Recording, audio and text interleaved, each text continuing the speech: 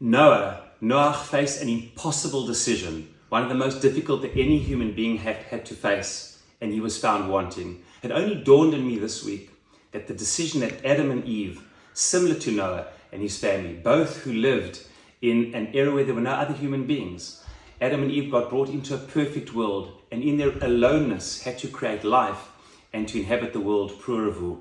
Noah as well and his wife and family were in a world after the flood which was uninhabited, but it was a world that had been inhabited. It was a world of decimation and destruction, where every living thing, every person that Noah knew, people who he grew up with, perhaps who taught him, who he interacted with, every single one was destroyed and decimated. And he was commanded when he came out of the ark, puravu, similar to Adam, and told to inhabit the earth once again.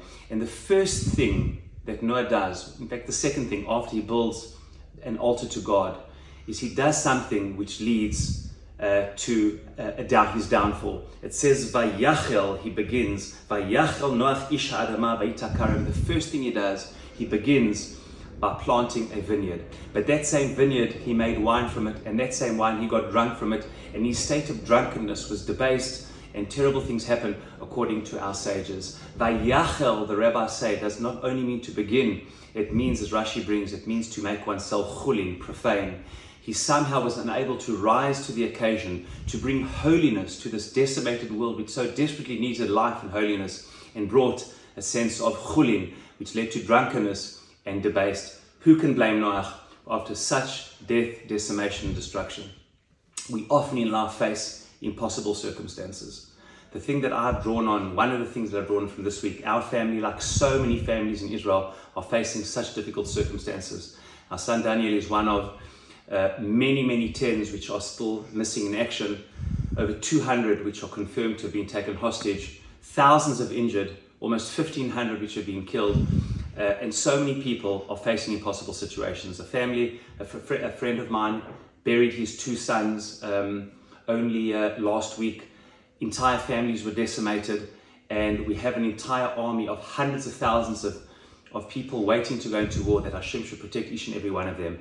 We are facing a very challenging situation on an individual level, and of course, many individuals, and of course, Klal Yisrael. But you know what it means to me to be part of the Jewish people? It means to be part of a people which have endured such suffering, but at the same time have been able to pick themselves out of the darkness and bring so much light, and from the suffering, so much inspiration and incredible things. The very same Avraham, which we read about at the end of this week's parsha, which according to the sages suffered in Ur Kasdim, the furnaces of Kasdim, suffered because of Nimrod who tried to kill him. And out of that attempted death was born the Odyssey, the journey of Jewish destiny of Lech Lecha.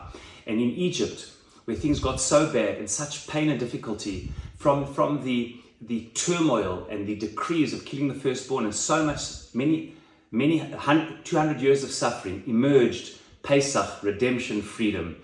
And fast forward to our generation, only a generation ago, with the terrible Shoah, a word that had to be made up in English, Holocaust, Shoah, because it was impossible. The Jewish people emerged somehow out of the darkness and the ovens of Auschwitz to build a Jewish state for the first time in 2,000 years, to be able to rebuild the Torah world that had been decimated in Europe. And therefore being part of the Jewish people means being part of a people who is able to somehow, through so much pain and suffering, be able to lift themselves up and bring so much light and joy to the world. We pray to Hashem to look after all of us and all of those who need looking after, and all of our children and our siblings and our families, and to look after all of our forces going into battle, that B'Ezrat Hashem, from this worst day in Jewish history since the Shoah, from it will emanate the greatest days of Jewish history, will be born just as out of Egypt and the Odyssey of Abraham, and out of the Shoah came such great things for the Jewish people. So too will this bring in and usher in a new era of the redemption and hope and incredible things for the Jewish people. Shabbat Shalom.